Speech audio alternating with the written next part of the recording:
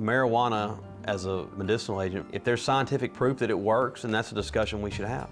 Like most chemos, you can vomit and nausea and everything that goes with it. Pot was pretty much an instant relief. Marijuana was the first thing I ever did. It was the least scary. Teenage use of marijuana changes the structure of the brain. You're always balancing harm versus good. Southern Remedy is underwritten by a grant from the University of Mississippi Medical Center and viewers like you. Thank you.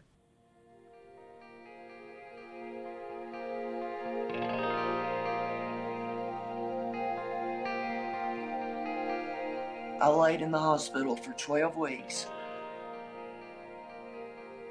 I told myself then, if I didn't get out of the state of Mississippi and get somewhere where there was other options, that I knew I wouldn't be there another month or two. 47-year-old Pamela Jacobson was diagnosed with a rare glandular cancer at age 40, but cancer was just the beginning of her health problems.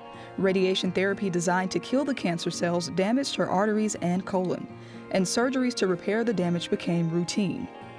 When you feel death inside your body, and then you go home as sick as you are, and you've got to make that decision, do I pack everything I've got on $600 check and go for it, or do I stay here and let my family watch me die? At 5 feet, 10 inches, and 108 pounds, Jacobson says she was dying and that traditional medicine wasn't working. This led her from her home in Philadelphia, Mississippi to Canyon City, Colorado to try legalized medical marijuana. I had my doubts. You know, nobody is certain when they head out for an adventure like this, and I knew this adventure would either make me or break me. And here I am.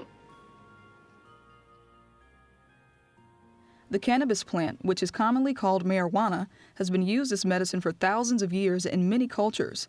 In the early 20th century, marijuana was used in the U.S. for pain relief and to treat other ailments. By the 1930s, marijuana as medicine had fallen out of favor due to the development of pain medication and federal regulations. Prescriptions for marijuana declined, and in 1941, marijuana was removed from the official book of medicines in the U.S. Cannabis, cocaine, and some opioids were available over the counter in the 1890s and early 1900s, and people were using them for mood elevation and other things. There was no scientific establishment at that time to do studies on them to find out whether they were beneficial or not. By the 1990s, a couple of states allowed marijuana for medical use. Today, medical marijuana is legal in 29 states and Washington, D.C., and 12 are poised in the next year to vote on legalizing it. West Coast resident Brian Hill has used cannabis to treat his ailments. I've been a medical marijuana patient in the state of Oregon for about the last 6 years. I was suffering from debilitating arthritis. I was referred to a pain clinic, and I went to a regular pain clinic to a psychiatrist and had it, I was evaluated for between opiates or medical marijuana, and I chose the medical marijuana route, then go with the opiates. Recent studies by the National Institute on Drug Abuse, or NIDA, found that legal access to medical marijuana at dispensaries affects patient opioid use.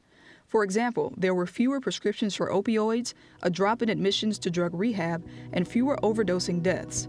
It also found when medical marijuana was legally available, it saved more than $165 million in Medicare prescription drug costs. Medical or recreational use of marijuana is not legal in Mississippi, but Mississippi is one of 16 states that allows limited use of cannabidiol, or CBD, which is an extract of the marijuana plant. The bill moving through the legislature would provide a form of medical marijuana in Mississippi. And I would have to educate people to say, look, this is not marijuana that we're dealing with. This does not have THC. There's no street value. You can't get high from it. She's been flown to the hospital. Senator Harkins authored Harper Grace's Law, named after a little girl with a rare form of epilepsy called Dravet syndrome. Mississippi allows for CBD oil along with a handful of southern and midwestern states. Even though CBD oil is manufactured in states that have legalized marijuana, Mississippi law requires the Natural Products Center at the University of Mississippi to extract CBD from the pot plants it grows. The center in Oxford is the only federally funded research facility permitted to legally grow pot. CBD oil dispensed in Mississippi has to come from or be tested by them.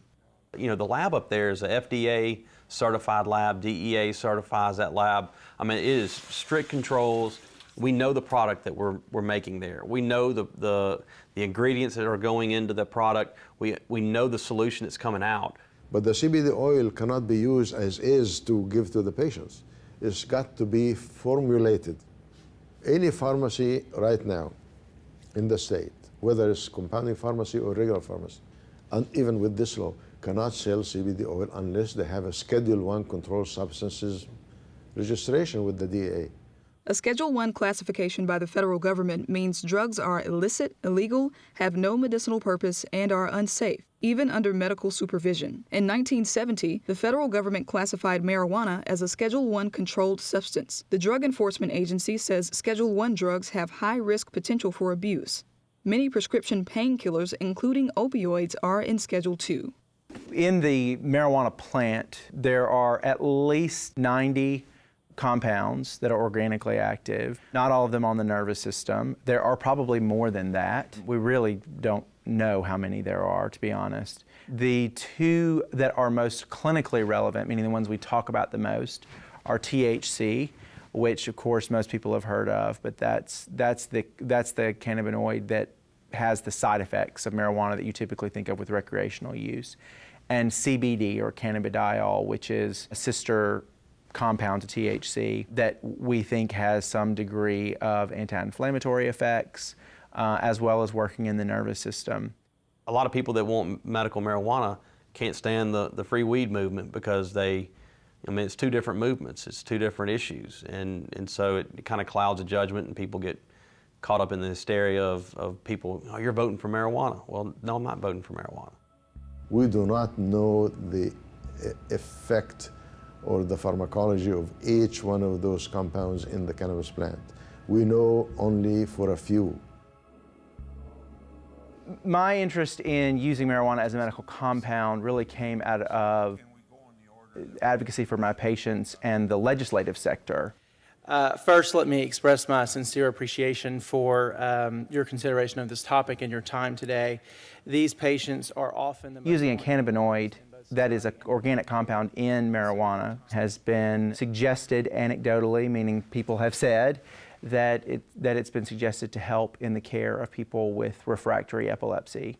And so this is a project that has kind of taken off nationwide, but state by state looks different depending on what your state laws look like.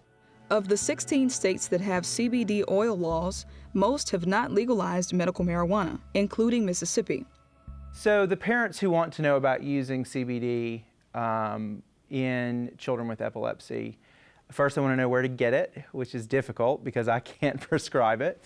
They want to know how it works, which is difficult because we're not quite sure. They want to know what the side effects are, which is difficult because I don't know. I can't tell you that particular thing in a developing brain. True clinical trials have not been done. We are working right now here at the University of Mississippi. We're working very hard trying to make that particular CBD oil available. The only way for us to use this compound at present is to use FDA-approved marijuana products, specifically CBD, in a research protocol for compassionate use. Because of how marijuana has been used throughout history, anecdotal information from patients exists alongside limited scientific data. 20 years ago, I had sigmoid cancer, bowel cancer, and it was nausea, vomiting, and it was one of the only things that really saved me, so I could eat, have an appetite, because the chemo just wiped me out. In 2017, the National Academies of Sciences, Engineering, and Medicine reported conclusive evidence on therapeutic effects of cannabis used for chronic pain in adults and chemotherapy-induced nausea and vomiting. Like most chemos, you can vomit and nausea and everything that goes with it. And the pot was pretty much an instant relief for the nausea and vomiting. And you can kind of gather yourself up and get down the road a little bit, you know. I tried cannabidiol too, legalized at that time, pill form medical stuff. It was no good. It didn't help. Didn't have enough power to have to relieve the symptoms. Prescription drugs with marijuana compounds are on the U.S. market and can be prescribed to combat side effects of cancer treatments. But in the United Kingdom and Canada, a marijuana-based mouth spray called Sativex can be prescribed for pain. Another marijuana-based pharmaceutical drug, Epidiolex, is currently being tested in the U.S. to treat childhood epilepsy seizures. Even with advances in marijuana-based prescription drugs on the market, no accepted standards exist on how to use marijuana safely and effectively for particular ailments. Medical marijuana, you go to the dispensaries and you get a display of things, and they're just like a candy store. And you say, oh, this one is so good for this is so good for that. There's no science behind saying this is good for anything and this is not good for that or whatever. It's just marketing. There is no recommended dosage because everything you get a hold of is different. I mean, you might grow some pot in your personal garden that only produces 8% THC, so you would in turn have to smoke quite a bit of that pot to equal something you'd buy from a dispensary that is tested at 24%. And you take 2 rips off a bong with that and you're sitting on your butt. Federal agencies have conflicting positions about marijuana. The National Cancer Institute states medical marijuana has potential health benefits for people with cancer, while the Drug Enforcement Agency keeps pot as a Schedule I drug that's illicit or illegal with no medicinal purpose, such as LSD and heroin. And the U.S. Department of Agriculture holds a patent on cannabinoids, the compounds of the marijuana plant. Every chemical, every drug does have good beneficial activities. That's why you use that drug for whatever indication, but also might have some negative sides to it. So the THC, for example, yes, THC does have properties that lend themselves to the treatment of certain disease conditions. On the other hand, it has the disadvantage of causing a high. Marijuana as a medicinal agent for various illnesses and ailments, if there's scientific proof that it works, then that's a discussion we should have. I mean, I'm not closed-minded, and I won't sit there and tell you, no, we shouldn't do it. I mean, good Lord, look at the list of narcotics that are out there that, anything in moderation or by a doctor's prescription on how you should use it is one thing, but you can abuse drugs that are out there right now. Everybody I have seemed to talk to in Mississippi seems okay on the medical side of it. It's the recreational side. And I can understand that completely. And as a patient, I have to stand behind medical because I've seen what it's done for me. In a 2017 poll, 83% of Americans support legalization for medical marijuana. But support for legalizing marijuana for recreation was not as clear, with 47% approving and 49% disapproving. Currently, 8 states and Washington, D.C. have legalized marijuana for recreational use. 1 in 5 adults live in states where it is legal, and by 2021, marijuana sales are expected to reach over $20 billion. Marijuana use has been debated in American popular culture and mainstream media for decades. Dreamed about a reaper 5 feet long. Marijuana, the burning weed with its roots in hell. This is drugs. This is your brain on drugs. The date now synonymous with cannabis. Happy 420! Weed's legal, isn't it? Drinking is worse than smoking weed. Isn't it? Sanjay explains in an article he entitles, Why I Changed My Mind on Weed. The first sign of character and emotional weakness is when you do things just because others are doing them. Well, I actually grew up in Union, Mississippi, and it's a small, very conservative town, small school. And it was just not something that was acceptable there. You don't hang around with people that do it. You sure don't do it. I was a sophomore in high school, and my best friend went to a concert, and he got high with a sister who's older. And he told me about it, and I was like so upset. I was like, how could you? Like, we're not the druggy kids. We would never do something like that. And then a week later, I was like, we should try that. So it only took me a week to change my mind. Marijuana was the first thing I ever did. It was the least scary for me, I guess. But it wasn't long after I started smoking pot that I got drunk for the first time. This one buddy when I was 17 years old that smoked marijuana or whatever, and I went to his house and his parents was home. So I'm thinking, I guess we're not finna smoke right. We're not gonna smoke marijuana right now. Well, he introduced me to his parents and his parents just give him some marijuana for us to smoke. 47% of parents who use marijuana say they have done so in front of their children. These parents also say they've shared marijuana with their children, and 1 in 4 children say they've consumed marijuana in front of or with their own parents. If you let a child or adolescent use marijuana, you are, at this point in time, based on the research, running the risk of doing great harm. We actually believe that your brain is developing up to at least age 21. But in many cases, we think that brain development stops at 26 years of age. Part of the problem is the government has so strictly controlled it that it has not been available for research. And there needs to be some what we call random, double-blinded, controlled trials. The scientific community continues to call for more research on marijuana use on the developing brain, but substantial evidence already exists that show the effect of marijuana on teens. If you have the genetic potential to become dependent, the bigger dose you get, the quicker it happens. Now you can walk in a store and look through the glass case and pick a variety, and it'll tell you exactly how much THC is in that. And it is probably 10 times stronger than what you could have bought anywhere in the United States on the street in the 70s and 80s. Weekends became during the week when I got out of school. Then it became every day. And once it became every day, I became dependent on it. So I could tell when I was sober, all I would think about was when the next time I would get high. My first year of college, it was available all the time. A friend of mine who was in my first period class with me always had it, so we would ride around and we would smoke before class, which made class very interesting. And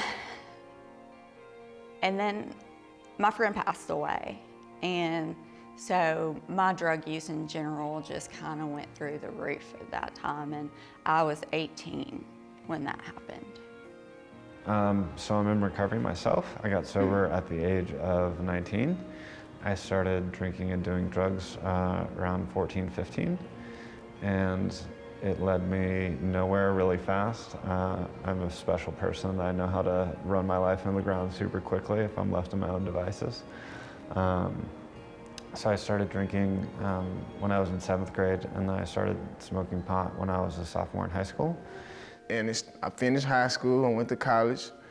I still was using marijuana, and it got to the point where it was just the habit was too expensive. And so I felt like I had to sell marijuana to support my habit in college. You can't tell who's going to have the problem where they can't stop when things start going wrong in their life. These are smart kids. I mean, high SAT and ACT scores. And they went to college and they only made it a semester because he sat in the dorm and smoked dope all day. So I would say that weed was my first love.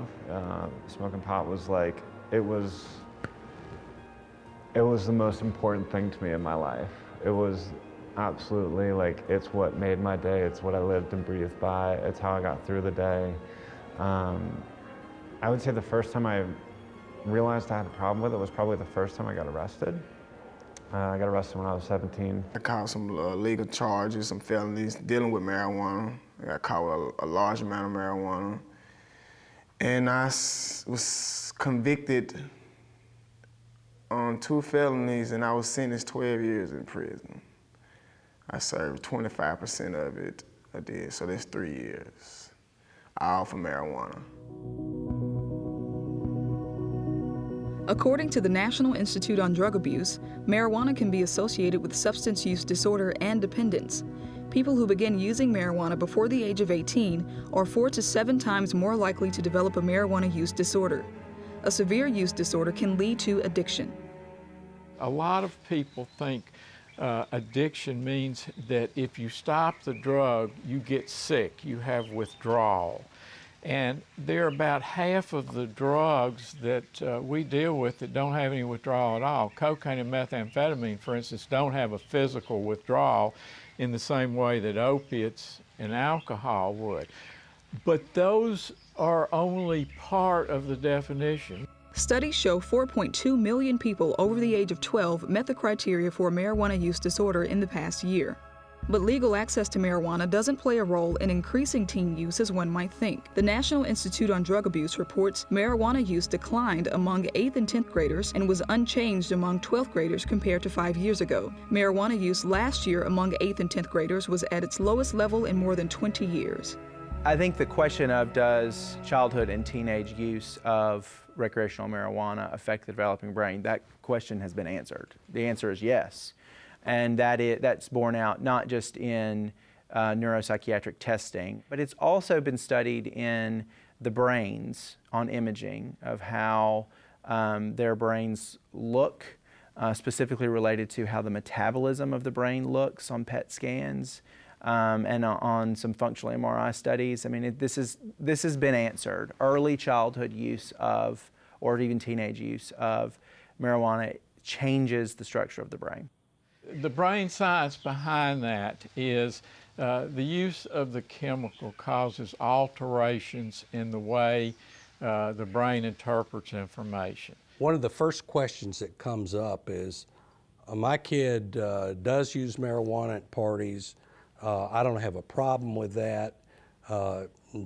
It's a straight A student doing well, well liked by colleagues and so forth. So why should I get in combat with that child about using it?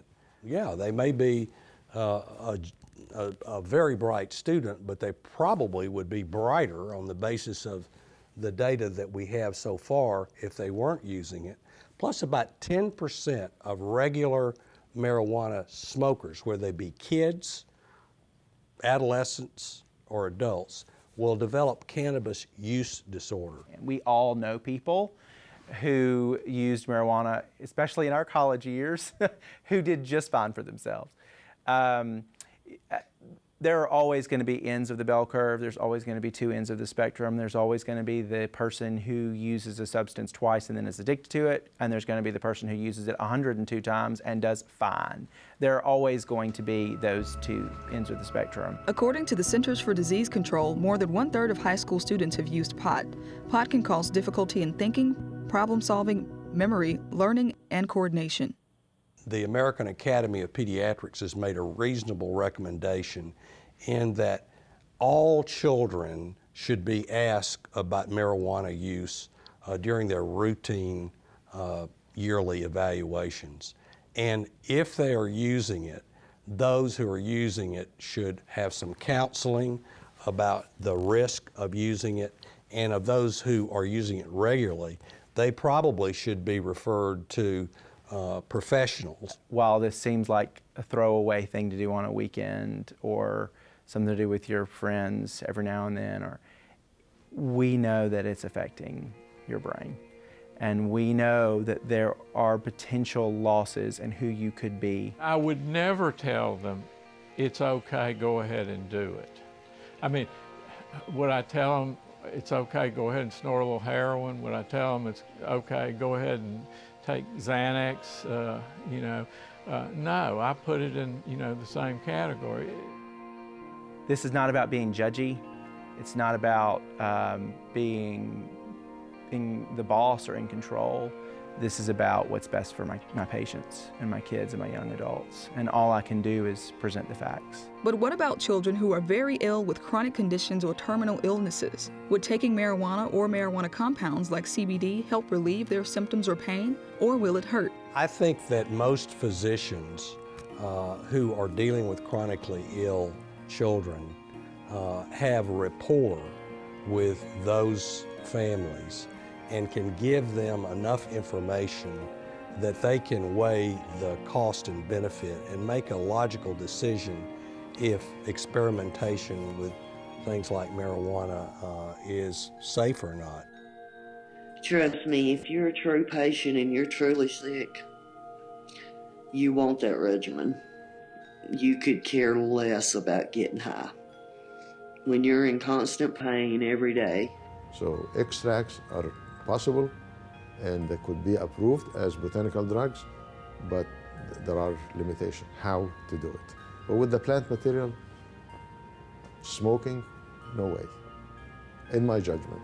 I think what I, as a lawmaker, would want is data to back up, is good proof that this is a reliable source for medicinal use. I'm very optimistic that marijuana is going to end up being a very positive contributor to our list of medicines over time. It's just that we haven't invested enough money in figuring out how to use them best.